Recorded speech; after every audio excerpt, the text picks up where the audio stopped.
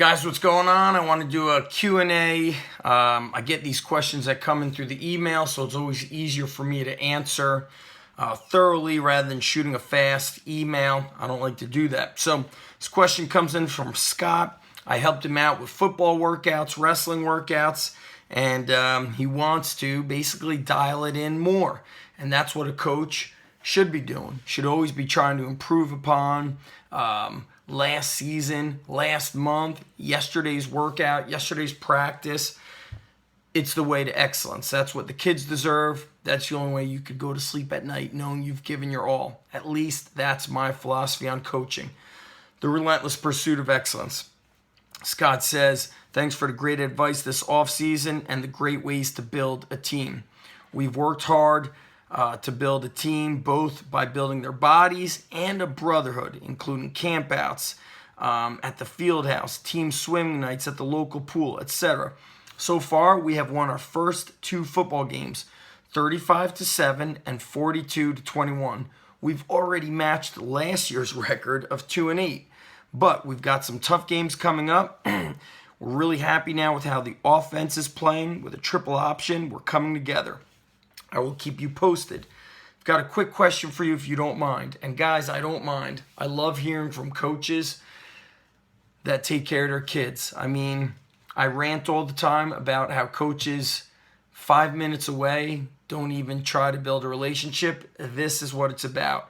Finding ways to get better. Today I was watching wrestling skill videos on Flow Wrestling, and I was saying to myself, man, if I was a wrestling coach, I'd be studying flow wrestling. I'd be doing these team building activities. We'd be training on the beach. We'd be training at the underground strength gym. We'd be going to camps, wrestling clubs. I'd be bringing in guests. I mean, I'd be building relations with other strength coaches if I wasn't a strength coach. Excellence. So he goes, I've put together a good in-season maintenance program. I'm trying to auto-regulate to make sure we recover as much as possible for the next game. Step 1, don't ever talk about maintenance. Always talk about progress, about growth, about improvement. Auto-regulation means if the athletes look and express that they're run down, verbally, non-verbally, you back off. If the energy's there, you take advantage and you work a little bit harder. My question is, how much running should we do during the week in between games? Gassers, hill sprints, prowler pushes? It's a great question. You know, they should be getting their conditioning from football-specific work, from all the drills.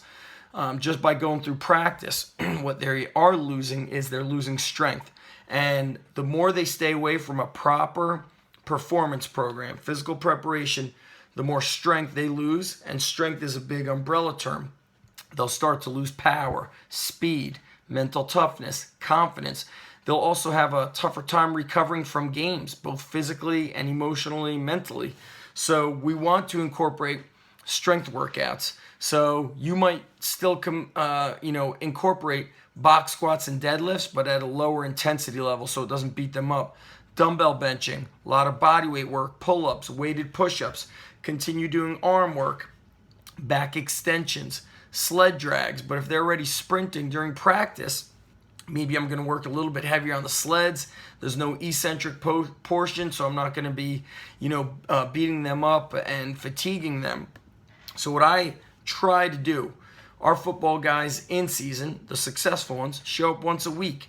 I don't like to train them 2-3 days before. I try to train them, if it's a varsity player, Monday, Tuesday, Wednesday, the latest, because they have games Fridays and Saturdays. So I'm keeping that in mind. But I'm also going to be talking to them about nutrition, lifestyle, getting to bed early, packing some food, having an extra something to eat right before practice. So lunch in high schools is usually at 10:30 or 11 a.m.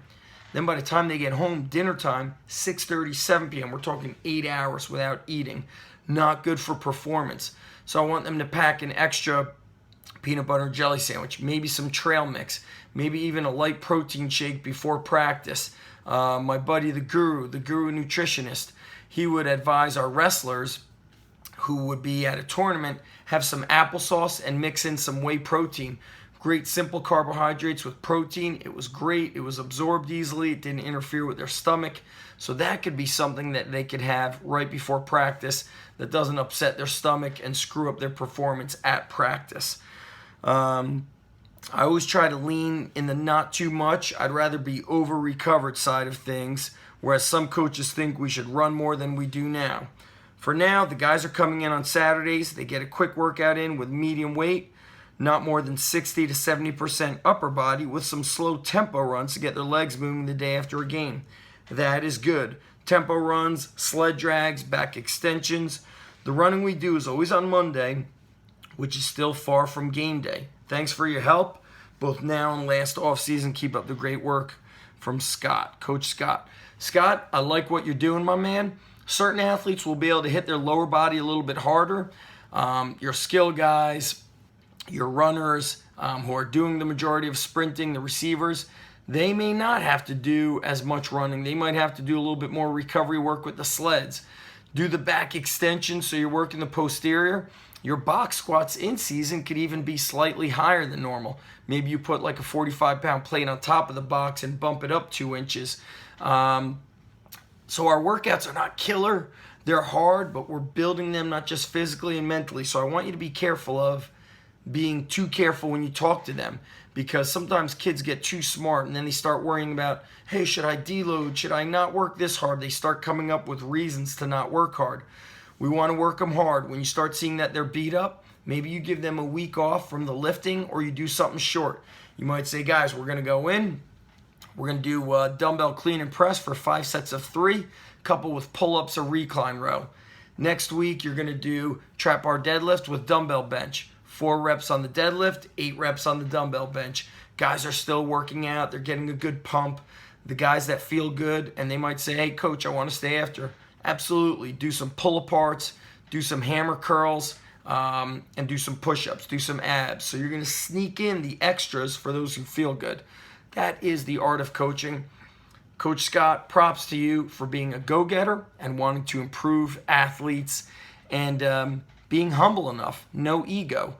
Ego is the enemy, as the book title says. Being humble enough to want to learn more and improve for your kids. To me, that's the mark of a great coach. You're out there learning. I love it. I've got no respect for the coaches who have losing records and do not try to do anything about it. It's okay to have a losing record if you're doing your best and trying to figure out ways to get better. Sometimes that stuff happens. But if you've got a losing record and you're still pulling that line of, we always did it this way, shame on you. You're cheating the kids. We need more coaches living for the relentless pursuit of excellence. If you're on YouTube, click the links below, get your free training courses. If you're here on Facebook, like my page and go to undergroundstrength.tv. Locals in New Jersey, undergroundstrengthgym.com. Peace, guys.